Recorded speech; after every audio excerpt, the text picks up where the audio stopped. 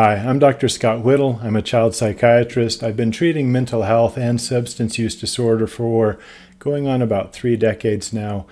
One of the things that I find really gratifying about being in mental health is working with patients and working through issues that are very personal to them.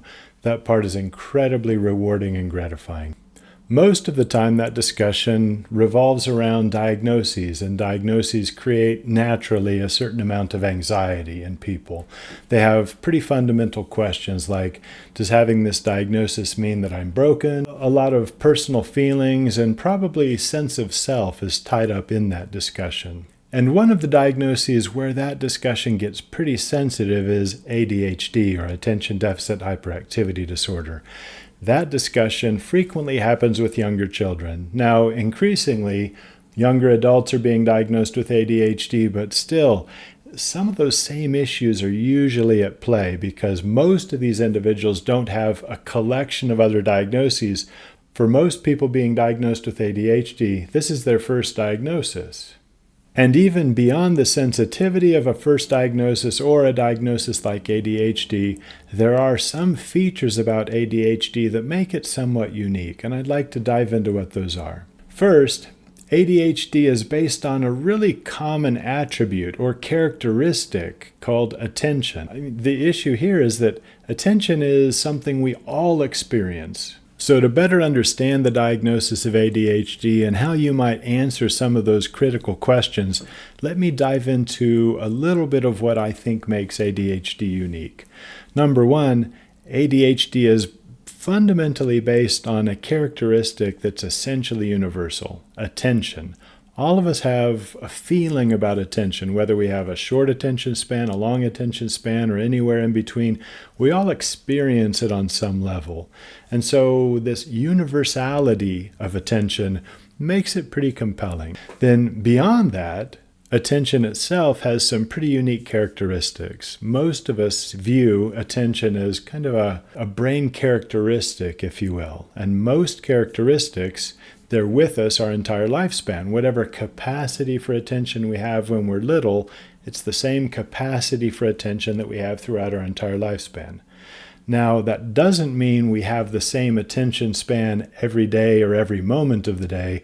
Attention changes constantly, and it changes on a number of different things. It changes because of how well rested we are, if we're exercising or not. Basically, how tuned up is the engine in the brain? How tuned up are we? So we know that attention changes, but the capacity for attention is pretty universal. Now, let me give you an example to try and explain what I mean by this. We might compare it to something like athleticism. I think it's fair to say that people are born with either a lot of capacity for athleticism, somebody who's incredibly talented and puts in the effort, somebody like Michael Jordan, Serena Williams.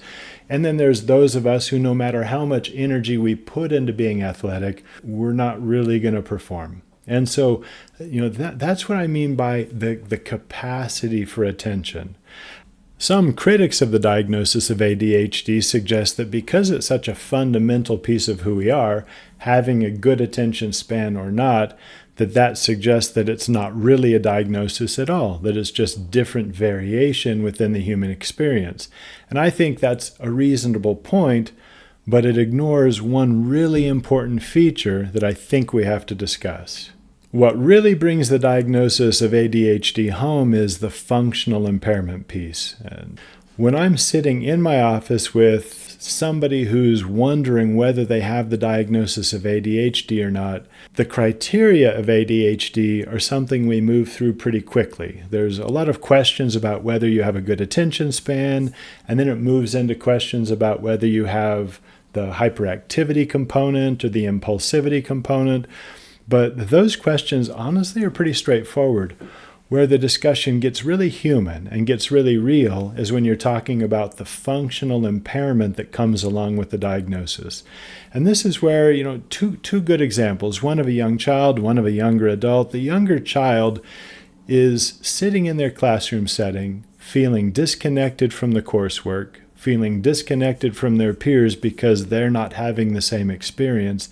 And then that problem is further compounded because they take that confusion home and they're supposed to do homework, and that lack of focus, that lack of attention really leads to a lot of conflict and a lot of confusion and a lot of frustration. I don't think that piece of the experience of ADHD can be ignored, and I think it really basically does away with the argument that even if attention, or the capacity for attention, is a fundamental human experience, that you could disregard the diagnosis, because to do so, you would basically be ignoring the human experience of all of those people who are having this really awful experience with fundamentals of what it takes to have a good quality of life. And that's a really high price to pay to just disregard that. The second example is the young adult who's coming in wondering if they have ADHD. That picture to me is a little more complicated. I think it's equally valid, but I think it is more complicated, and I'll tell you why. The characteristic of the capacity for attention is durable, but we know that attention changes day to day and even moment to moment. And so as people age, the capacity for attention changes too, based on a lot of things, based on what our general health is, whether we have chronic medical conditions, whether we have severe stress, or whether we have things like life experiences such as trauma. There's a whole collection of things that, taken individually or together, can have a very serious impact on whether that individual is able to manage focus or not. A young adult comes in for evaluation for ADHD, and it's usually not just a simple picture of being born without much capacity for attention or focus. Usually it's a complicated picture of multiple factors. Some of those factors probably deserve treatment on their own. For example, if somebody comes to see me and they have a history of trauma, ignoring that trauma and treating ADHD because the question that they came into the office with is, hey, do I have ADHD? You might have ADHD, and you might look like you have ADHD, but this issue of trauma is probably something we should take care of also. So, what I hope to do is explain the complexity of what life experience does to changing capacity for attention into something that's more complicated based on lived experience. Hey, thank you for joining me on this discussion about ADHD. Important topic. I think there's a lot of people affected by the diagnosis. In doing this video, I realize there's probably 3 or 4 other areas around the diagnosis that are worth discussing. So if you want to see more of the content, please hit the subscribe button. Also, if you like this one, hit the thumbs up, and comments are always super helpful. So please comment. Look forward to having more discussion. Thank you.